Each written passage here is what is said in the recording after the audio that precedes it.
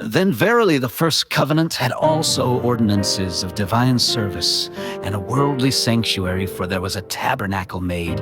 the first, wherein was the candlestick, and the table, and the shewbread, which is called the sanctuary. And after the second veil, the tabernacle, which is called the holiest of all, which had the golden censer and the ark of the covenant overlaid round about with gold, wherein was the golden pot that had manna, and Aaron's rod that budded, and the tables of the covenant, and over it the cherubims of glory, shadowing the mercy seat, of which we cannot now speak particularly. Now when these things were thus ordained, the priests went always into the first tabernacle, accomplishing the service of God. But into the second went the high priest alone once every year, not without blood, which he offered for himself and for the errors of the people. The Holy Ghost is signifying that the way into the holiest of all was not yet made manifest, while as the first tabernacle was yet standing, which was a figure for the time then present, in which were offered both gifts and sacrifices that could not make him that did the service perfect, as pertaining to the conscience, which stood only in meats and drinks, and divers washings, and carnal ordinances imposed on them until the time of Reformation. But Christ being come, and high priest of good things to come, by a greater and more perfect tabernacle, not made with hands, that is to say, not of this building, neither by the blood of goats and calves, but by his own blood he entered in once into the holy place, having obtained eternal redemption for us.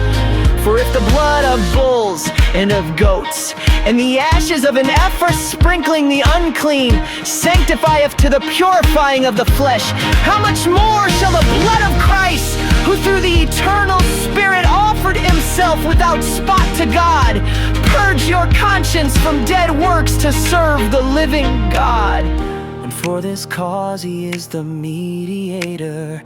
of the New Testament, that by means of death, for the redemption of the transgressions that were under the first testament, they which are called might receive the promise of eternal inheritance. For where a testament is, there must also of necessity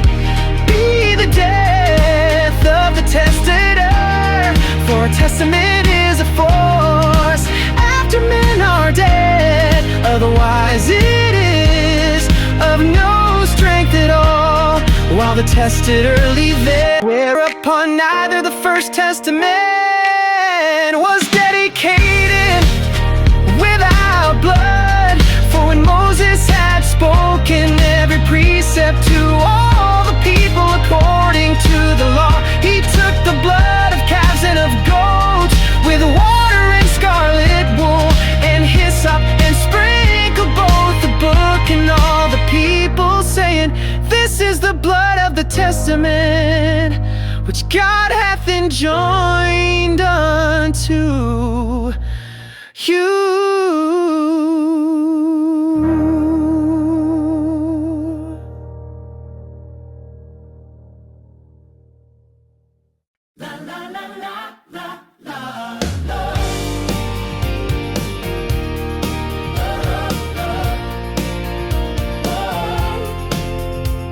Moreover, he sprinkled with blood both the tabernacle and all the vessels of the ministry, and almost all things about the law, purged with blood, and without shedding of blood is no remission.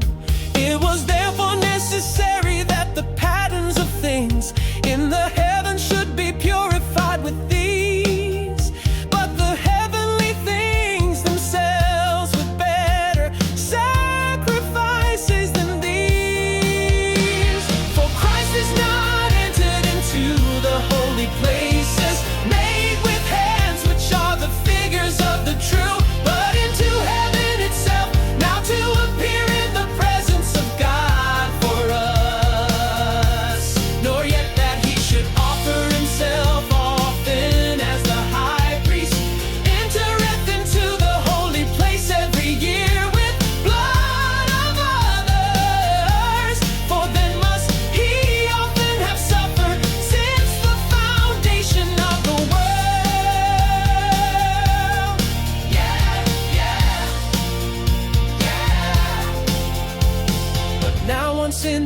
end of the world hath he appeared, to put away sin by the sacrifice of himself. And as it is appointed unto men once to die,